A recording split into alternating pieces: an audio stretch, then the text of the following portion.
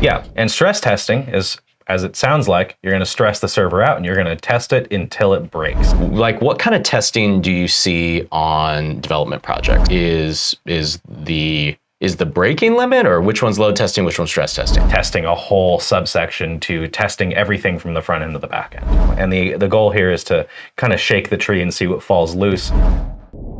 So I want to jump in and talk about testing a little bit today, and kind of get some context about different kinds of testing, how those are involved in projects, and then who knows, we might even go into specifics. Yeah, for sure. But overall, like, what kind of testing do you see on development projects coming across our plate? Oh, there is such a bunch. So for any modern enterprise scale project, testing is a huge part of the actual ecosystem. Starting at the grassroots, the kind of microscopic level, you have unit testing, where you're just testing individual units of code, just like, does this small little bit of payment processing actually work in the way we expect it and do everything, et cetera, et cetera.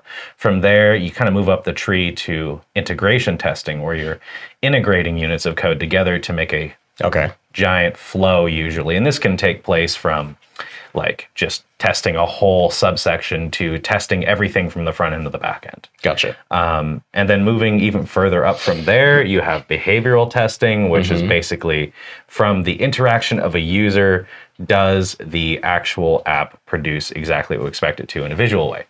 So it's everything kind of from the top down instead of being so granular.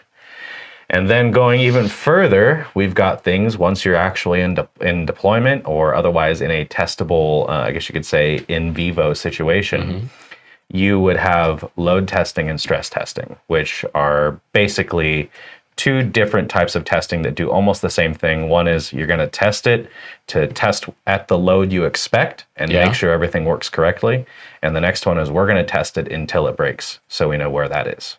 Okay, interesting. Yeah. So again, run that by me again. So Sure. so load testing is the breaking limit, or which one's load testing, which one's stress testing? Sure. So load testing is the expected level. So if you have a certain amount of users per day, you have this measured metric, the ebb and flow of your traffic.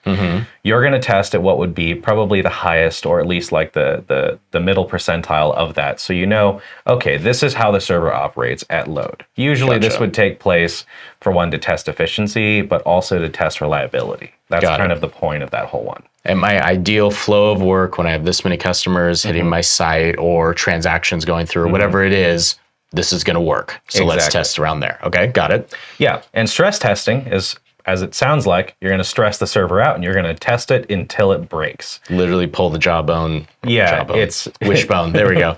Yeah, that's disgusting. Pull the wishbone and see when it breaks. Exactly. Okay. Yeah, you're going to basically test it, basically at the limit of load testing, all the way up to the point where the server fails, or you cannot cause it to break because you've maxed out your testing systems, whatever one comes first, ideally, And the goal here is to kind of shake the tree and see what falls loose, and that helps you obviously make a more stable environment for the circumstances that you can't predict. What if you all of a sudden get very popular? Thousands and thousands of users come to your site. You gotta know what's going to happen. That makes sense.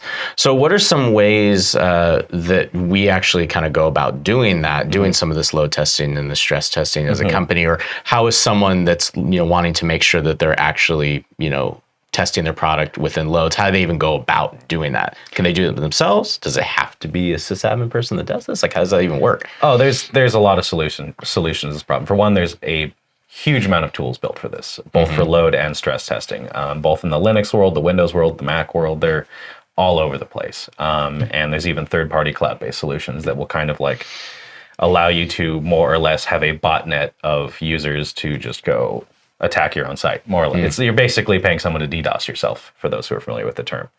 And but there is obviously some complexity with all this, and either if you are a semi-technical person who owns a software project, you can probably do one of these cloud-based solutions, assuming it's one that's fairly user-friendly. But if you want to get really in-depth and pull out metrics and understand specific failure points, and more importantly, communicate those failure points accurately to your software engineering team, you're probably going to want someone who has a more technical role to do so.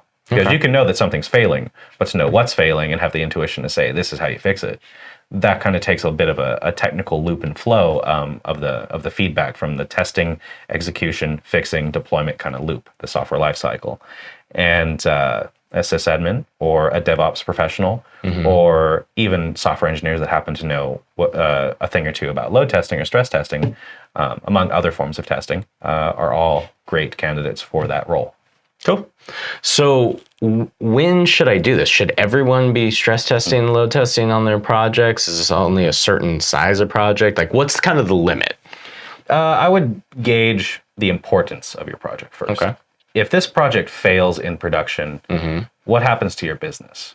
Is it essential? Is it not essential? Is it just some other subservice that there's an easy replacement for? Or does it actually just make sense to just restart the thing if it fails? It depends highly on your reliability perspective.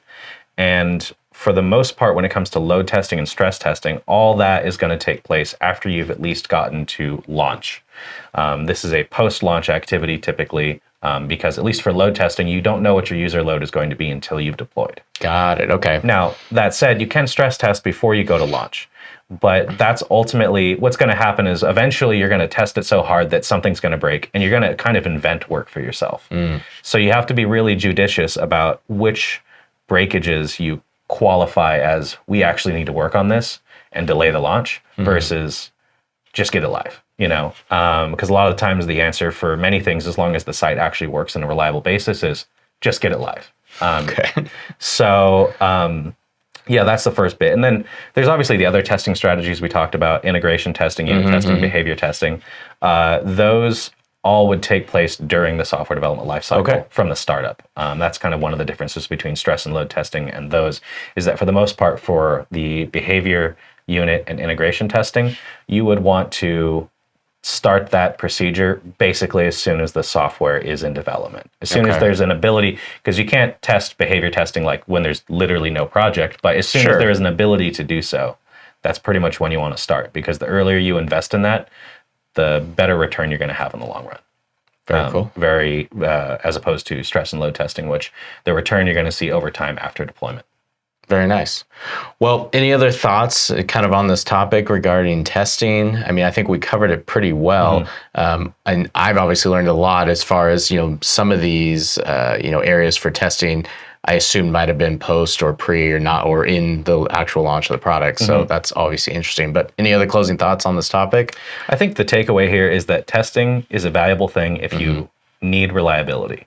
Ultimately, that is a sliding scale. A lot of people will claim, we need testing on this project. It's the most important thing. I wouldn't say that is inherently true if your perspective is that your software does not need to be reliable.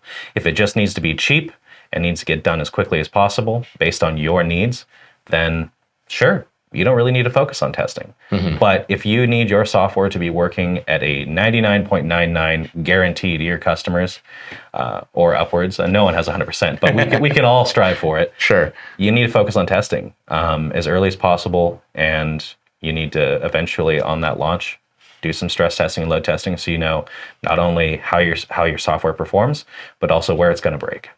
It's awesome. And so that's obviously where someone like yourself or Tyler or many members of our team that are connected within DevOps can come and help walk through that full process of scoping things out, building these flows of testing and proper practices for programming along the way, and then stress test everything at the end. So we love software that works, so that's what we do. Thank you for joining us for this episode of Bixley Tech Tuesday. I hope you learned some of the nuances of the different type of testing styles and even between stress testing and load testing and how they really benefit your project. If you have any questions at all, go ahead and leave them in the comment section down below. And don't forget to check out our free custom guide. It's actually linked in the description to this video, and that will walk you through the whole process of planning out your whole app idea. If you feel like you're ready to talk about the idea that you have, go ahead and check out our website, Bixley.com. There's actually a button there, free app validation meeting, and then you actually get to meet with Chris for 60 minutes to talk about your app idea and start strategizing how to execute it. Thank you for joining us for this episode of Bixley Tech Tuesday.